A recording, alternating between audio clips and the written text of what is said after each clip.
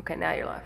And now we're live. Excellent. So I'm here to answer some of your credit repair questions. I'm Brandon Weaver, as you know. And let me just make sure my chat is enabled, guys. All right.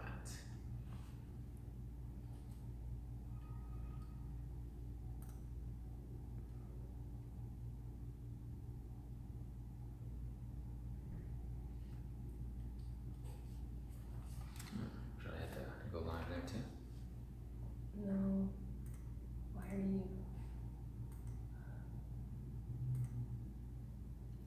Talk, there's people there. All right. Hi, guys. Welcome, welcome. Thank you so much. So right now there's been a few questions on how to protect your credit during the Equifax breach. Guys, you can secure your credit files by doing a security freeze.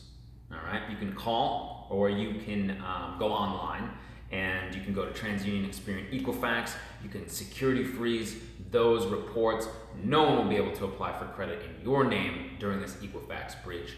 I'm sorry that this happened to you guys, but we can secure those files. You can secure those files. Sometimes it's 10 bucks in your state, just depends on where it is.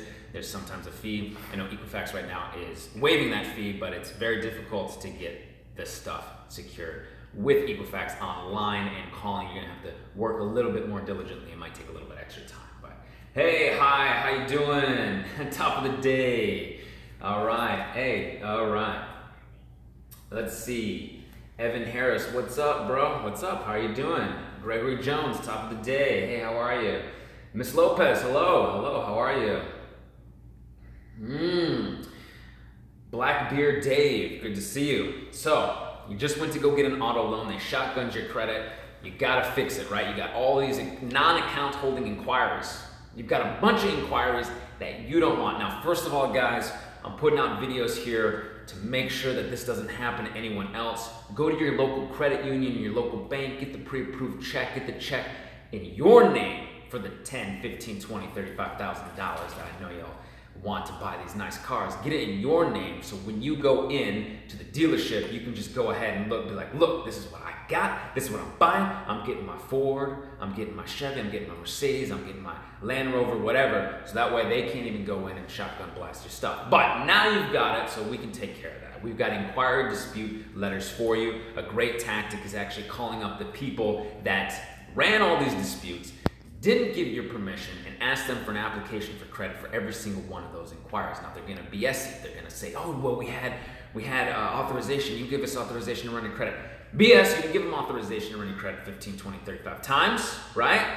So make sure that you get something in writing. I actually had a gentleman the other day send something in from BMW, said they didn't have an application for credit for him on file. They didn't have the necessary documents to have shotgun blast his inquiries, and he sent that as supporting documentation with the inquiry dispute letters that he can send in directly to the credit bureau. So now they've got that specific backing documentation. Now you can actually call them and tell them, hey, I didn't want all those inquiries on my reports. I don't know why they did this, okay? Give the bureaus a call. It can be very difficult to get a hold of them. You usually get somebody overseas, but you can do that as well. So you can call, you can write, all right? We've got inquiry dispute letters, we've got follow-up inquiry dispute letters.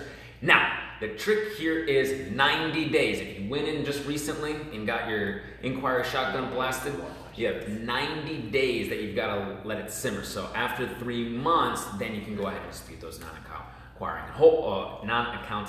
holding inquiries. So feel free to shoot me an email if you need more about that. And let's see what else we've got here. All right. Dorian Lucien. What's the fourth credit report company you mentioned in your prior videos? Innovis. Innovis is the fourth one a lot of people don't know. Now, hey, there's other ones out there too. There's ARS, there's SageStream, there's LexisNexis, which is a type of credit reporting. It holds public records, all right, for credit reports. There's a pacer.org system where people get public record information as well. There's these other little credit bureaus, but the other one that I mentioned was Innovis. They're the kind of fourth ambiguous major quote-unquote credit bureau out there.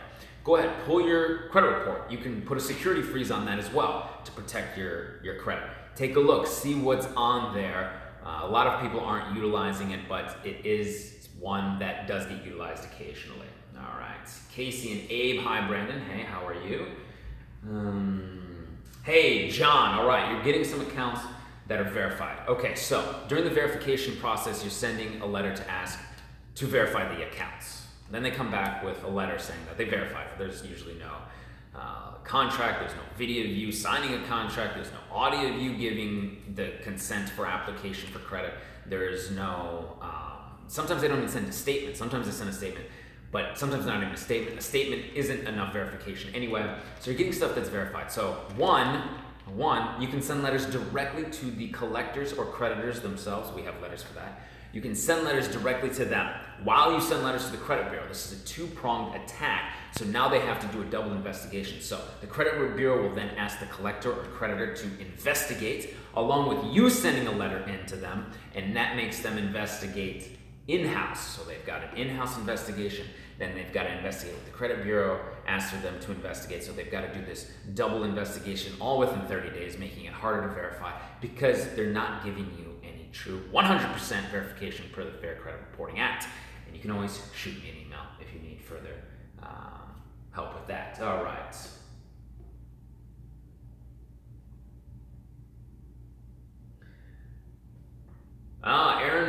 Aaron Ferris. What's good, Brandon? What's the best way to get a charge off from repossession?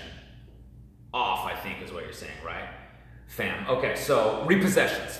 So one, you're supposed to get a lot of documentation during the repossession process, okay? And they cannot come on private property to repossess your property. So it's got to be done on public property, off your private property. If they did that, they violated your rights. You can talk to a lawyer about that. You guys can take care of that. I'm not a lawyer, I can't give legal advice, but that is a violation of your rights. Secondly, they're supposed to give you documentation, I believe within 30 days, certified mail to your mailbox saying that they repossessed it and they're going to sell it, right?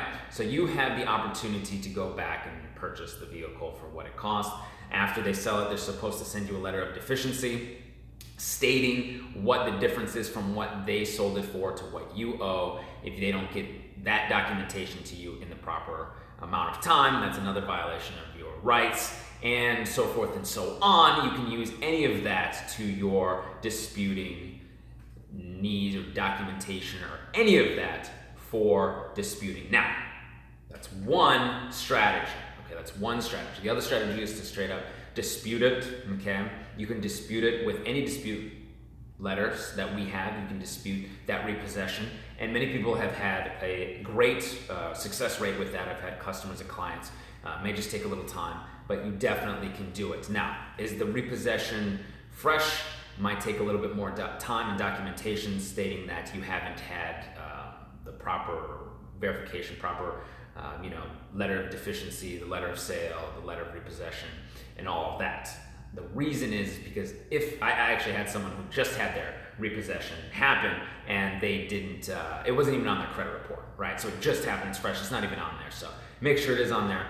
And if it's a charge off or it's in a collection period rather than saying a repossession, then it might be even simpler for you. Just go ahead and dispute that. You also might want to seal your smaller bureaus where they get these public records from, security freeze, the LexisNexis, or a Sage Stream, okay?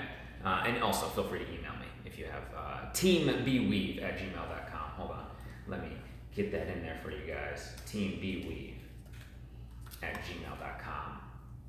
Email questions, guys, can help you further. Let's see. Okay, Taylor, hello, are you doing Q&A? Yes, Q&A. Should you dispute Equifax? Okay, should you dispute Equifax? Well, I always like to give you guys the options, okay? I never really want to tell you precisely what you need to do for your current situation. However, Equifax is going through this big data breach. Most people seem to be getting the same responses back in 30 days. Remember guys, the data breach happened 4 or 5 months ago. We're just finding out about it now. So with Equifax going through the breach, we have been seeing people dispute, going through the same process, having success, and getting responses. So can you dispute? You can dispute under the Fair Credit Reporting Act. 100% verification must occur. So if you're not getting any signed contracts, any video, showing you signing a document for this credit, any audio of you consenting to this, and e-signatures, things of this nature that really bind you to it, then it is within your rights under the Fair Credit Reporting Act to dispute. So if you'd like to dispute Equifax, you can. Also remember, during the Equifax breach, if you are the victim of identity theft, you can put a fraud alert on your Equifax and any other TransUnion or Experian reports. It takes usually a police report or sheriff's report. So go down, you can do that. It's within your rights if you are the victim of identity theft. And also the FTC has an identity theft affidavit. They have a whole list of things that you can do to protect yourselves. So should you dispute Equifax? Well, you can if you have unverified negative items on there, all right?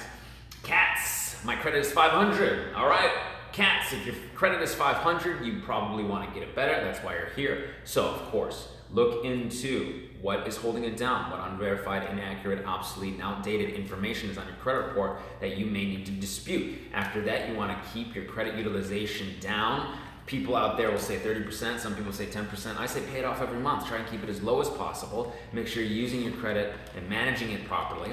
And you want a good mix of credit, okay? So you want those revolving credit cards. You can even get a charge card, which is nice. Sometimes the charge card isn't put into the algorithm of credit utilization, so that's really good. You want long on-time payment history. Most high achievers of their FICO score have 25 plus years of credit history, okay? But hey, you don't have to have that. That's only 10% of your score. The average age of your credit you want to be above 9 years. Hey, if you don't have all that, remember that's only 10%. The big thing is paying on time is 35%, and your used up credit or credit utilization is about 30%. So those are your big key factors, but keep that good credit history rock and rolling. So if you have negative items out there, guys, you can always ask for Goodwill, or perhaps if you just have unverified late payments, you can dispute just late payments and maintain that good credit history. How do you get Cecil Timpson? How do you get out of ChexSystems? ChexSystems, another one of these bureaus, but it's designed primarily for bank accounts, checking accounts. Maybe someone didn't pay something, or maybe there was a miscommunication. I specifically know of an individual who was in ChexSystems. It was completely inaccurate, had to write a letter dispute. It works a lot like the credit bureaus. They've got 30 days to respond to you, send your letters, certified mail. We have letters for ChexSystems in ebook to walk you through. And hey, maybe you're also in something called early warnings. It's another system very similar to ChexSystems that they utilize to see if you're okay to get a bank account, checking account, things of this nature. So we've got the ebooks and letters and ChexSystems. You can dispute those inaccurate, negative, and obsolete information right with them. They're just like another bureau under the Fair Credit Reporting Act.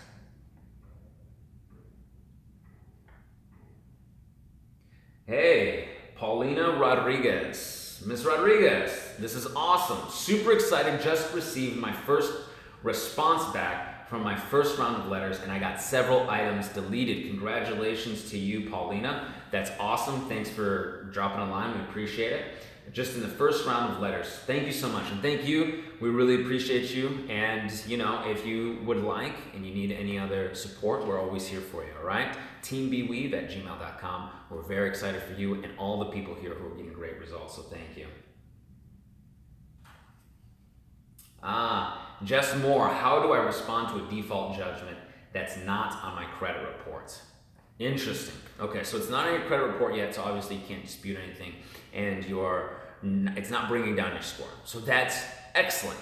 However, you got a default judgment, unfortunately, because you didn't appear in court, or perhaps there was some service-ish, they didn't serve you properly or something. Maybe you didn't get it properly, right? You get the old sewer service, someone throws it in the sewer, and they swear up and down that you did get it. Nah. Either way, the court views your non-showing up or non-compliance as an automatic loss for you. So the other side automatically wins, and so this default judgment, they have the ability to collect, all right? That is what you're concerned about, probably, right, Jess? Let's see here, if you have anything. That's probably what you're concerned about. Unfortunately, if it's not on the credit report and it's not an outstanding debt, it's more of a legal situation. So if you're still within the time to appeal, I think it's maybe 4 to 6 months or something like that, you might want to talk to a consumer protection lawyer. Now, they're usually pretty cool with their rates. They're usually pretty flexible. They understand people are working with a budget, and they usually do a free consultation. You might want to ask a lawyer on how they can proceed with vacating this judgment. It's vacate, or they want to appeal this judgment and vacate that. Now, once it appears on your credit report, then we can help you out, and you can email me, and we can move forward. But until it's there, you probably want to talk to a consumer protection lawyer, because you probably didn't get the summons, or you didn't go to court. All right. Let's see what we got here. All right. Could you black writer space? Right. Could you possibly get something removed that is an open account? Yes. So an open collection account is something that you could dispute and have removed, right? That is one of the open accounts. Now, if you're concerned about open accounts that you're currently using, or you're currently in the process of not paying, those are more challenging, but it is possible. You just want to be cautious about open accounts, because open accounts can get shut down during the dispute process if that is what you're looking to do. So if you need more help, you can email us. If you're looking for debt relief, that is something that you might want to look into. We do primarily credit repair, but if you're interested, you can always email me, teambweave@gmail.com. Let me make sure that you have it. You do have it there. Okay, cool.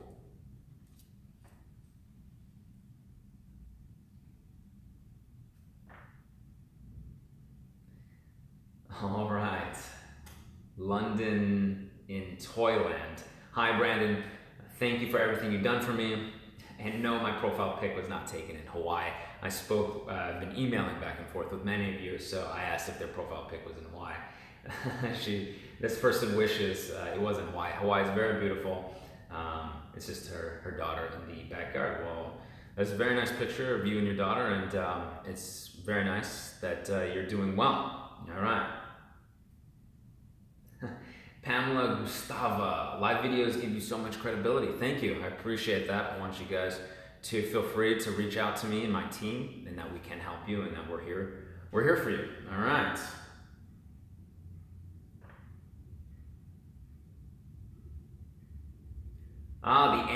The Allen Family Adventure Vlogs, very cool. Yo, Brandon, I mailed out my letter September 9th, so not long ago, less than 30 days ago. And on September 9th and Friday, they sent out letters. And today my score went up 20 points. So congratulations to the Allen Family Adventure Vlogs. I appreciate you writing in. We appreciate you. Thank you so much.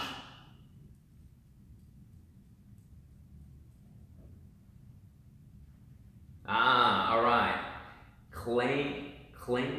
Lee 76. Lee 76. Hey, can you elaborate further on if you have paid off a collection account? What should you do if it's paid off? Okay, so you've paid off a collection account and it's sitting there in your credit report, because they don't automatically remove them. They just don't. And a lot of people are under the impression that they are going to get removed. They will swear up and down, yeah, we're going to update it to paid, you're going to be okay. Why don't you just send us in, we'll take half of what, 50% of what you owe, or, we'll take 40% of what you owe. Hey, we're going to update it. We're going to update it with the credit bureaus. They talk slick. They don't give you anything in writing. They don't care. They just want to get their money. So now you've paid off the collector, and it's still sitting there hurting your credit score. Typically, when you pay a collector, it does not change your credit score. So you've got this old, obsolete, inaccurate, unverified collection account sitting there. You can dispute that with the credit bureaus under the Fair Credit Reporting Act. It's your right to do so. Now, I know you're thinking, you're like, man, I paid this collector, but hey, at least they're paid, they're gone, they're not gonna come after you, they're done, and you dispute this. Once it's off your credit report, it's going to boost your credit score and you can move on with your life. So I'm very excited for you, very, very excited for you. All right. Miss Bell, Chel Bell, yes, I hope I pronounced that right. I recently had a repossession done 2 months ago. It's not on my credit report. I'm concerned that it's going to be, should I be worried that it's going to pop up on my credit report? Okay, first of all, don't worry about anything. Worry is, I had a great mentor one time says, worry is not work, right? It's not useful because it's only stressing you out. Could it pop up on your credit report? Potentially. However, you have the skill set here. I have videos on removing repossessions, disputing repossessions, all your rights under what they have to accommodate to you. on the documentation that they've got to send you for repossessions and hasn't shown up yet. So let's hope it doesn't, right? But if it does, you've got my help here, teambeweave@gmail.com. And that's my email. We can help you out. We also have letters at 609creditrepair.com for repossessions, all right? We have the letters that you need. We can get you the help you need, all right?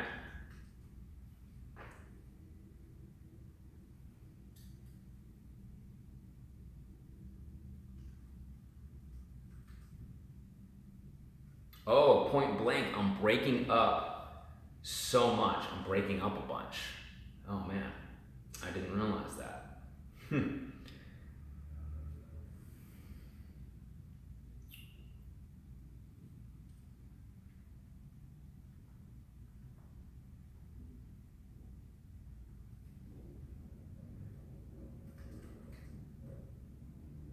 All right, I hope that I'm only breaking up on your screen. I hope everybody else is getting a good feed here. All right, let's see.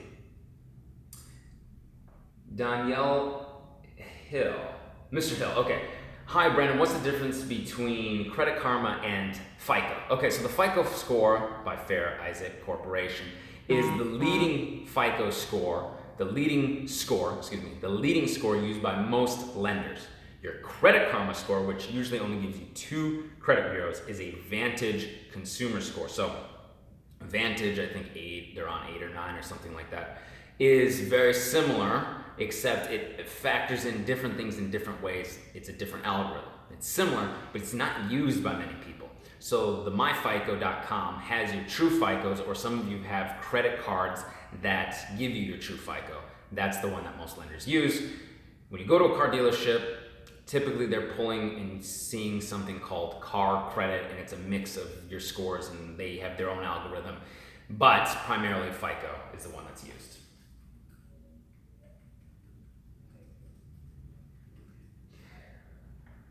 Lindsay Makowski. Okay, I don't have adverse accounts, but I do have 12 late payments from 2013 on one account. Should I ask for Goodwill before sending letters to the Bureau? I was making payments, but not enough to bring the account current. It's been in good standing for several years now. But it's in good standing now for several years. Okay, so that's kind of an adverse account, right? And you do have late payments, a lot of them. So yes, you could definitely ask for Goodwill. Now there's something that happened to you that caused you to not be able to pay anymore.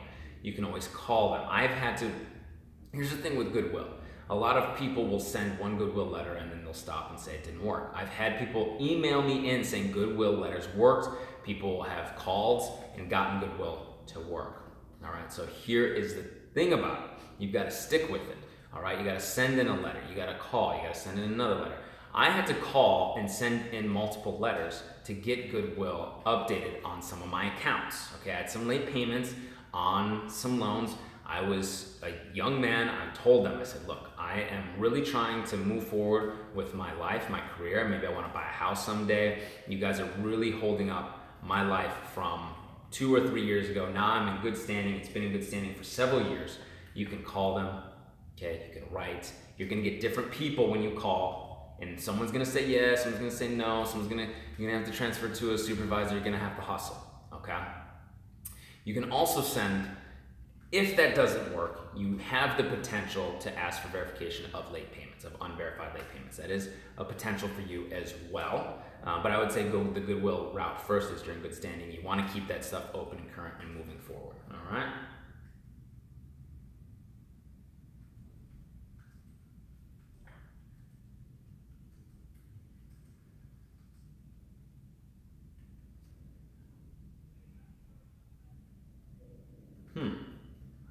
All right, cool. F.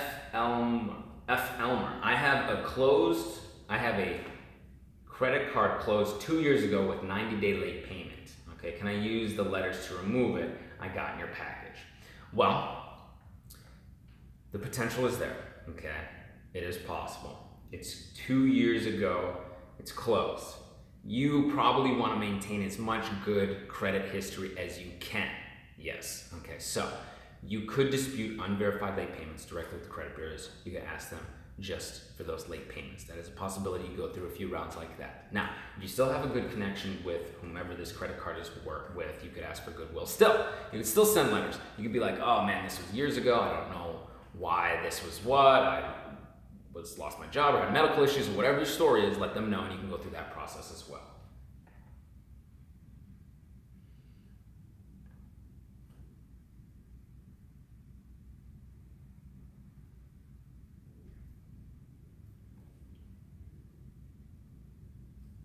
Fine on my end. Okay, cool. So not breaking up for everyone. Good. Okay. Tigga Happy Tree. Tigga Happy Trey. Hey Brandon, I got a reply from my first round from credit card company with an online statement. Is this verified? Okay. So an online statement. Unfortunately, anyone can just draft a statement and send it to you. All right? Anyone can send it, especially something online. Primarily, what you're looking for verification is a signature, your signature on a contract, an audio clip of you applying for credit saying, yes, I want to apply for this credit, something that is definite like that, right? Applying for it, getting the credit. A video of you signing for this, right? Security cameras, or even an e-signature. Okay, you apply online and get an e-signature. However, none of those are statements. None of those are this online stuff that you got, right? They're hard, concrete, detailed information. That's 100% verified per the Fair Credit Reporting Act. All right, guys? So, my staff and I love working with you guys. We love answering questions. A lot of you guys have been amazing supporters, and I want to continue to give great value to you. So you feel free to email me at teambweave@gmail.com if you need anything else. Also, if you haven't, I think most of you have, but if you would like, you can hit the little bell for notifications on your subscription. So when you hit subscribe and then there's like a little bell, you hit the bell for notifications, then you'll know the next time I go live. Right now I'm trying to go live more often, but we don't have a set schedule as per now, as we are hustling and working with a lot of emails and doing a lot of awesome stuff for you guys. And if you need us to do it for you, we can. We're the Awesome Life Group LLC. We have a branch that does do disputes for people, so we do take some clients. And if this helps you out, give me a thumbs up. I appreciate you guys. So I'm gonna head out right now. I love you guys, and I will see you guys on the other side. All right? You take care, and I'll see you soon.